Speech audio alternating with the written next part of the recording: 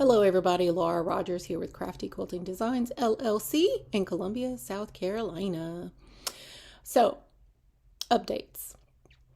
I've had 3 Quilted Reflections workshops, and I've had 4 people attend those 3. Very small, but very intimate. And I've learned a lot, and believe it or not, it has actually been very encouraging.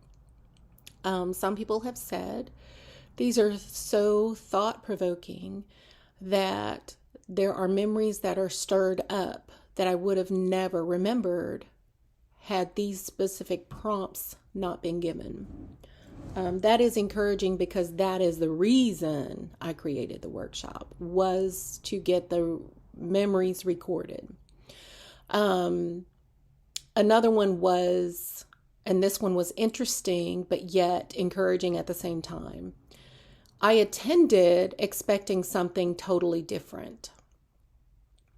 But what I got out of it was surprising.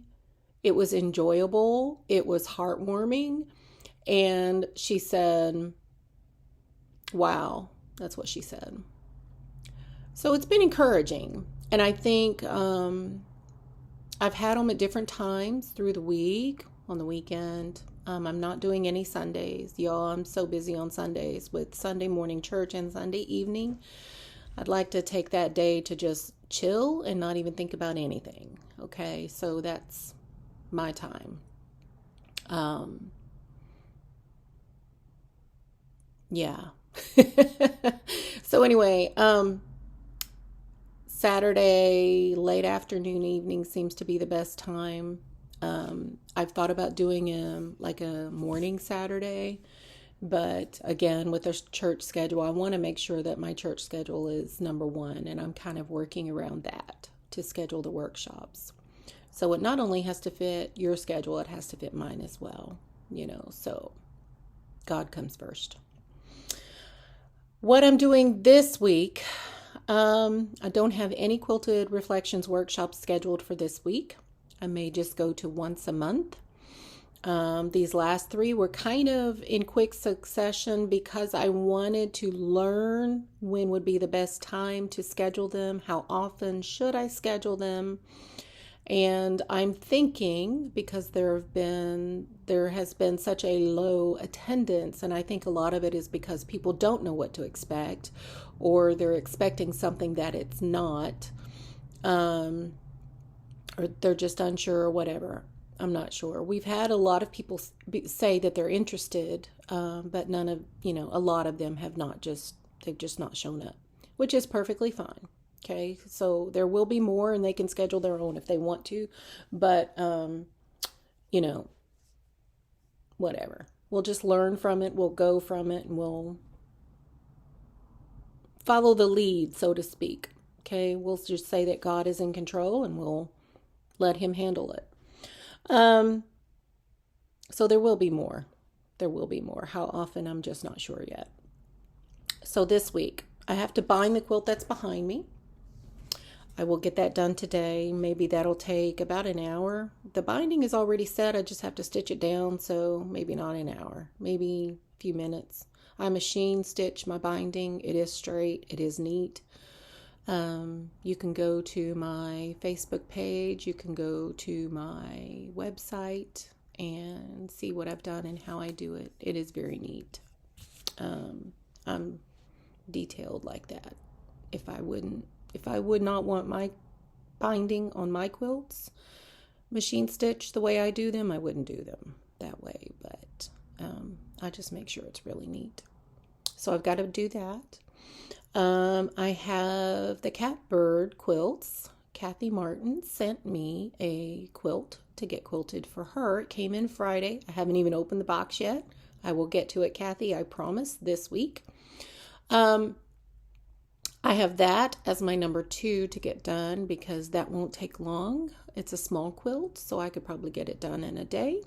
So 1, 2, I might get it done this afternoon, maybe, since all I have to do is the binding on that quilt behind me. So I might actually get that one done today. Or tomorrow, because I also have another quilt 2 long arms. So the quilt, you can't see it. It's kind of off to my right. It is a quilt that a gentleman inherited. It was, I haven't been able to look at the stitching yet. I haven't looked that closely. I've done the measurements and sent them the invoice and everything, but it's already basted to the batting and the backing fabric with those little curved basting pins. Those of you who are in the quilting industry understand that. So I have to take all of those out. I have to get everything ironed because they've been that way for years, long time. The gentleman does not even know who he inherited the quilt from. He doesn't know where it came from. He doesn't know who made it. He has no history on it. He somehow inherited it. It ended up with him. So he's wanting it finished. So that's what I'm doing. I'm going to finish it for him. I will take all of those pins out. I will get everything ironed out, load it onto the long arm, and then that will get quilted. So maybe I'll work on that today because I've actually had that for about a week. So I need to get that one done. So I might do that one before the catbird quilts. So we'll get that one done. That way they can come and get it sometime this week. And it'll be, finished, complete, and they don't have to worry about it anymore. So I've got that one. And then last but not least, I have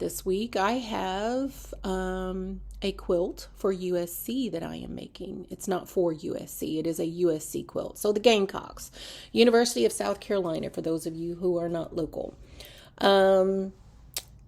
There is a Make-A-Wish Foundation silent auction coming up for our local area here in Columbia. I want to say it's in March. But anyway, Meredith Dial, somebody I know, she's a lawyer. She's a friend of mine. She is creating a basket for a silent auction that they're going to be having for the Make-A-Wish Foundation. And I am licensed through the CLC. I have a crafter's license, so I can sell up to $2,500 for the year. That's all I can sell. If I want to sell more than that, I'll have to get a retailer's license, which is a little bit more than what I paid for the crafter's license. However, so I said, I've been dying to make a USC quilt anyway. I've already got a design already. It's just a matter of finding the fabric, which unfortunately, because I need it real quick, couldn't find it wholesale that I would get it in time. So I had to go buy the fabric retail. Joann's is completely out of the USC fabric. They have been for about 6 months. They've been out of stock. So I do have a wholesale account with Joann's. So, but they didn't have it, so I couldn't buy it there. However, Hobby Lobby had it. So I went to Hobby Lobby and paid full retail price. And just to let you all know, it's $12.99 per yard. I got enough to make 2 quilts because I am just going to make one to give to Meredith for her Make-A-Wish silent auction basket that she's making for USC. The other one I am going to sell to hopefully make the money back that I paid for the fabric, because I had to pay full retail price, and it was not at a time when Hobby Lobby had a sale on their fabric. It was full price. So anyway, so there's that. And that's what I have going on this week. I don't have any new appointments yet, but today is Monday. It's the very beginning, so we will see how that works. Anything can change in the quilting world because that's the way we roll, right? Okay. So I hope you all have a wonderful day, a wonderful week. And if I think about it and remember, then if I'm consistent and disciplined, let me rephrase that, right? Then maybe I will give you all an update every week. I did want to ask, comment below and let me know the answer to this question. If I were to schedule interviews with other businesses, whether or not they had anything to do with the quilt world, would you all be interested in me doing short interviews with them to learn about their businesses, what they do, how they got started, and a little about their history? Just something I'm thinking about. It might be something I do on a completely different channel. Anyway, let me know if you'd be interested. All right. Talk to you all later. Have a wonderful day, wonderful week. It's almost February already. Can you believe it? 2024 is 1/12 of the way gone already. All right. See y'all later. Have a wonderful day and week. Bye.